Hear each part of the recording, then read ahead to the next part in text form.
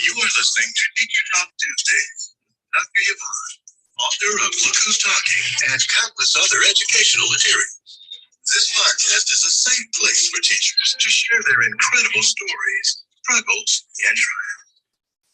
Educational system as we know it has changed. Dr. Yvonne is here to help. Now, here's your host, Dr. Yvonne. Hello, hello, hello, hello. Good evening. Good evening. This is your girl, Dr. Yvonne, and the teacher that talks. And I am here with a live stream from my Zoom to my YouTube page. And I am excited about this. And I hope some people can chime in or get in here with me and leave some comments while I'm here. That would be awesome. But I just wanted to talk about today, the last Tuesday in February. Right, the last Tuesday in February, and we are trying to take this out, and I'm doing something different. I'm loving this. I'm loving this. So we're streaming live on YouTube. God is good, just learning how to use this technology. But we have to understand that in the educational system, we do not talk about Black history like we used to, or how we should. We get 1 month out of the year to talk about Black history. And we talk about the same people over and over again. Don't get me wrong. Those people are important, but there's other people in history other than Martin Luther King Jr., Malcolm X, Rosa Parks, Harriet Tubman, Sojourner Truth. We talk about the same people over and over again. We don't talk about the A. Philip Randolphs. We don't talk about the Mary Wells. We don't talk about those people who had something to do with history. And where we need to be understanding that there were Blacks in government after Reconstruction. Actually, there were more Blacks in government after Reconstruction than we have now, because they were there. They were a part of everything. They knew what was going on, and they were into building up the communities. We don't do that anymore. So when people look and be like, oh, we don't have a Black president, we've never had a Black president. We've had a lot of Black people in office and in politics prior to where we are now, a lot more. So we have to understand that we have to be able to give our kids our history. We have to be able to teach our history. I remember being in Illinois, and I took a class, a college course, and it was over, Reconstruction after Roosevelt. But the teacher that taught it was an African-American female who was a lawyer. And the first thing that came out of her mouth was, I know you think this is about Reconstruction, it's about, Roosevelt, but it's going to be based on my perspective. I'm going to teach you from my perspective. So everything we had to do was geared towards African-Americans. How did Reconstruction change the African-Americans afterwards? How did it affect them? Every research project we had to do was geared towards how it affected the African-American community. We don't get that anymore. People don't talk about that anymore. I mean, even now, look at what's going on in the news. Florida and other people are trying to take our history away from us. They're trying not to even teach it, as if we don't even exist, as if we weren't even important. I watched a TikTok the other day. A young lady who was a CIA agent was complaining. Well, she wasn't even complaining. When I tell you, she was so eloquent in her speech and the way she addressed the situation, and how her child was not being taught her correct history about who she was as a people and her culture. It was heartening to her to know that you're teaching our young Black and brown children that we were slaves and sharecrop, well, not just sharecroppers, but workers in hotels and beneath everybody else, and we didn't have any class and we didn't do anything.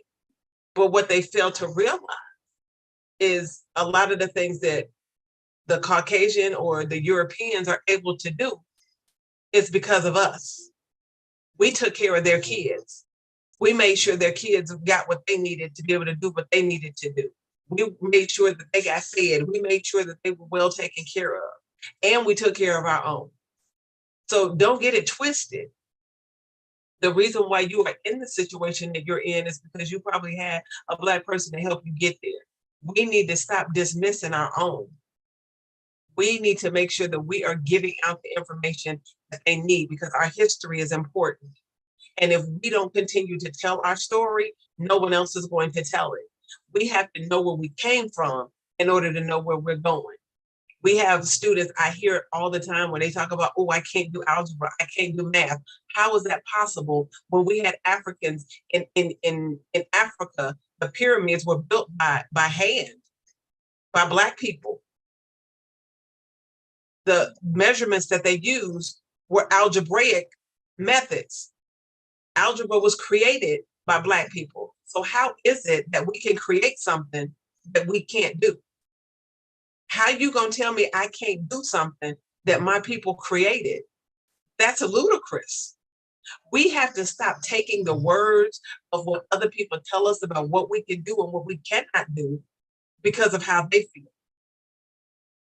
You don't see a lot of Black people who are teaching math. You don't see a lot of Black people who want to teach math. Why? Because we've been told and taught so much that we can't do it. We can't do it. Says who? You know, because I take you all the way back. The Bible says, for in Christ, he said, I can do all things who strengthens me. I can do all things through Christ who strengthens me. So don't tell me I can't do something. You know, I'm the type of person that if you tell me I can't do it, I'm gonna prove you wrong and show you that I can do it. But we have a lot of students now who don't have that mentality. We have a lot of people, parents who are raising kids that still have a slave mentality and think that if they say we can't do it, we can't do it. If they say I'm not able to do it, I can't do it. And I am just so tired of dealing with my own people who try to hold me down, who try to keep me down because of their own shortcomings. Your shortcomings. And you want to keep me down from moving forward and doing what I need to do, or doing it the way I need to do. Because see, I remember growing up where it took a village to raise a family.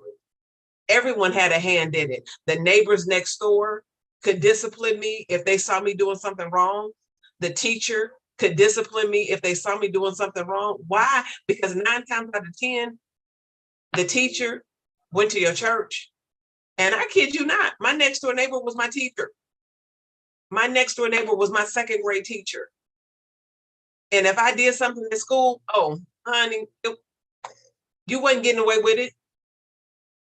They would take care of me at school. And when I got home, they'd come next door and knock on the door.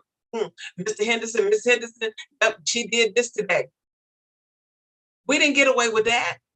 Being disrespectful, talking back, rolling your eyes, rolling your neck. Oh, we did not do that when we were coming up. We had a respect for our elders. We had a respect for older people, especially those that look like us. We had a respect for people, you know, and I believe truly and wholeheartedly that respect is given. Respect is not given. But we have to be able to teach our kids how to be respectful. We don't do that anymore. We allow our kids to do all kinds of stuff and we laugh about it. We think it's funny. Oh, look at little Johnny. Look at him. Oh, he's so cute. Look at that. Girl, did you hear what he said? It's cute when they 2. But when they get to be 9 and 10 and they still doing that, it's not cute anymore. When you allow your kids to just keep talking and talking and talking and talking and talking and don't know how to respect people when they tell them to be quiet, that's a problem. When I tell you I deal with that now, I don't know where it came from. I don't know if it's this generation. I don't know. But these kids talk more than anyone I've ever seen. I've never seen kids talk so much. And then they always got to have the last word. Where did that come from? Because see, when I grew up, kids didn't do that. You didn't go back and forth with an adult because you wanted to have the last word. No, when an adult gave you a directive, you sat down and you was quiet and you didn't do it. You didn't say nothing else. But these kids want to argue with you. They want to go back and forth. You tell them to stop doing something. They want to argue with you and tell you they didn't do it. When you sitting there looking at them doing it. I mean, it's funny to me. The culture has changed. Where is the discipline? There's none. When we have, our culture has been the strongest. Now, I'm not talking about beat your kids. I'm not talking about hit on them. You don't have to do that to get order. Because I'm telling you, I know from experience. I learned, my sister taught me, if you can't whoop the kids in your classroom, why do you whoop your own child? I had to think about that. And she informed me that to try to beat a child or whoop a child to get them into submission to do what you want them to do is a slave mentality. We don't need a slave mentality. What happens when you whoop your child? They rebel. Do they change? Do they get it right? Probably not. So what do we need to do? We need to get out of that slave mentality to think, oh, well, we got to beat them. It sounds like, Color Purple. Well, Harpo won't listen to her. She not doing what I wanted. Harpo beat her. Have you beat her? Hit her. We think that the way to control someone is to put our hands on them. That's not what we do. We have to learn how to be in control. Because when you think about, the slaves had more control than we did. They had more control than we do now because they had self-control. Self-control is more powerful than you trying to control someone else, because you don't allow them to get you off of your game. You don't allow them to keep you from doing what it is that you need to do and going where you need to go. We don't have that anymore. This generation now is so out of control, and they're waiting for someone to control them. And I've been teaching for over 20 years, and I've told people, they used to ask me, how do you manage your classroom? What is it that you do? Why do the kids listen? You must control them. I don't control kids. It's a respect thing. And you have to understand how to respect someone to get them going. I tell my students all the time, I don't have an on and off switch for you. I don't have a button to push on you to tell you to stop. That's self-control. That's something you have to be able to learn how to do within yourself. Because when you get into a different environment, when you find yourself in a different space where you can't act the way you want to act, you have to have that self-control. See, and when we don't, then they want to bust out and say, oh, ADHD, oh, they attention deficit disorder, oh, they can't act right in a classroom, oh, they got behavior issues. We need to put them on medicine. This is what they say about our kids. And I understand where it happens. Usually, it starts by third grade. They're watching you, keeping an eye on you to see how you're acting. So by the time you get to third grade, okay, we need to label them. And that label's going to follow you.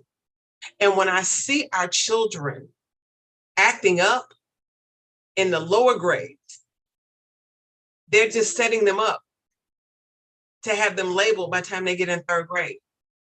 When you have so many kids in a building that are labeled, what are we doing? Parents, you need to understand that everything is not happening at the school because of the way the school is structured. That starts at home. We have to be able to train our kids at home how to act when they get in public. Now, when I say how to act, and I tell people all the time, act like you got some sense. If you don't have any, if you don't think you have any, if you don't think you know how to control yourself, act like you do. Fake it till you make it. Get yourself in order. Get yourself together. Stop running out there, jumping out there, doing everything and anything that you want to do. And then when you get in trouble, you want to play victim like somebody else is got you in trouble. It's called self-control. We need more self-control. We are rewriting history. We are writing a whole different script. We don't see anybody who's doing something different other than basketball, football. That's 1 in a million. That's 1 in a million. That's not going to get us where we need to be. We have to understand that there's other things that we can do. Excuse me. I was talking to a parent today and I'm like, I never thought in a million years that I would be a published author. Not just a published author, but an international published author. I have books that I've written that have sold in other countries. And that is amazing to me because no one ever told me when I was in school that I could be a writer. No one ever told me in school that I could be a publisher. No one ever told me that I could be a published author. I never even thought I'd be teaching reading and writing. Why? Because I had a learning disability. But there's things that we have to be able to tell our kids that they can do. I have a lot of kids in my class who want to write, who love to write. But has anyone ever told them what they could do with it? Who writes our songs? It takes a writer to do that. You have to have a gift for that. Sometimes you just have knowledge to do it, and it works for you because that's what you enjoy doing. I tell my students all the time, find something you love to do and find a way to get paid doing it. I love driving. I was driving until I had my accident, and I was getting paid to do it. It was awesome. But I love teaching too, and I get paid to teach. But you don't have to be that. You can be anything you want to be. The world is your oyster. The sky is the limit. We have to take the limits off of our kids and let them know that there's other avenues. Everyone doesn't have to go to college. We have a lot of African Americans who created stuff, invented things, and didn't go to college. You don't have to go to college to be wealthy. You don't have to go to college to enjoy life. Sometimes people who go to college struggle more than those who didn't. I mean, I can tell you now, I'll be honest and I'll be transparent. I have a doctorate. And it took me a while to be able to find a decent job. It took a while. In teaching, I went a whole year without being able to get a teaching position with all of my pedigree, with all of my knowledge, with all of my educational experience, with my number of years of teaching. My degree didn't help me get a job.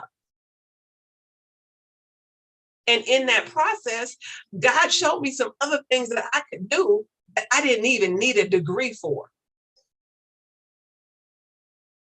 So we have to be able to let our kids know that, hey, you might not want, school might not be for you. College may not be for you.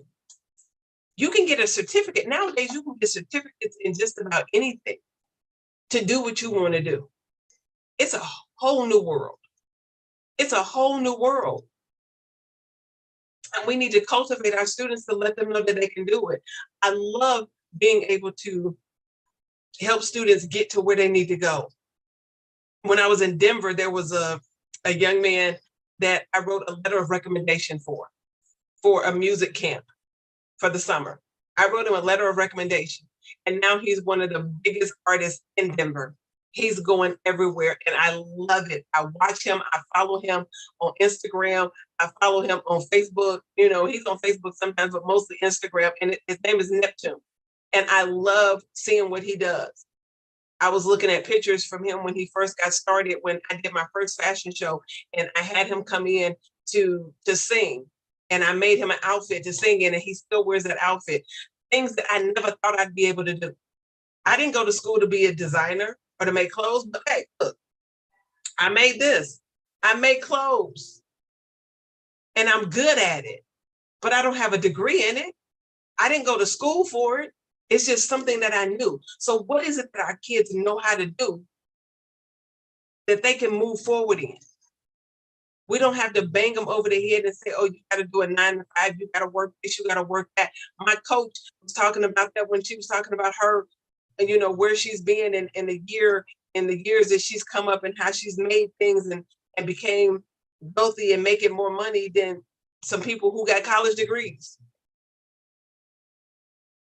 We have to be able to let them know that there's other avenues. Think outside the box. Things are different. You know, I had that problem with my own child, trying to push him to make him go to college, to make him go to school and do all of this. That wasn't what he wanted to do. I had to listen. So we have to understand that even in this day and age, kids are doing something different. Figure out what it is they want to do. We don't know who might be the next inventor of something that we need. We don't know, but we need to allow them to know that it can be done. There's a lot of Black inventors. There's a lot of Black scientists, mathematicians, teachers, all kinds of stuff, doctors, lawyers, business owners, sports, owning sports. Sports teams, we have to understand that they may be the next whatever. They could be the next president. We don't know. They might not even want that. We didn't have a Black president. Do we need another one? Who knows? Will we get another one? It's a possibility. So we have to realize that these things could happen, and we have to prepare them for it and let them know it's okay. Don't push them out the way. Don't push them aside. Don't put their dreams aside. You never know what they want to do. But we have to keep things open. We have to keep their dreams open and allow them to be able to do what it is that they want to do.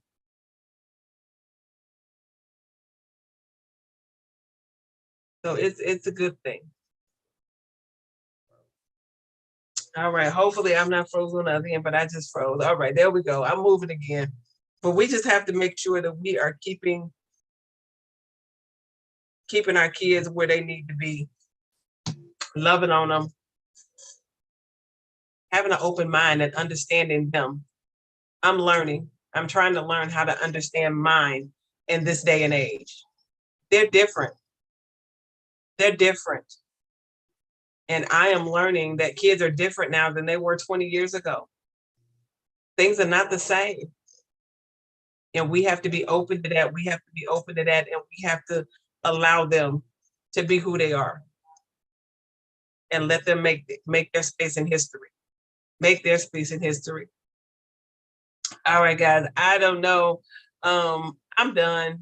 I just wanted to get on here and just make sure that I stepped in before this day was over and just talk about Black history. We need to keep our history alive. We need to allow our kids to even recreate history. Where are we going from here? Where are we going from here? All right, guys, y'all have a good one. This is your girl, Dr. Yvonne, Teachers That Talks, and I've enjoyed being with you. All right, have a good one. Thank you for tuning in. We hope you enjoyed Teacher Talk Tuesdays with Dr. Yvonne. And next time for more incredible stories.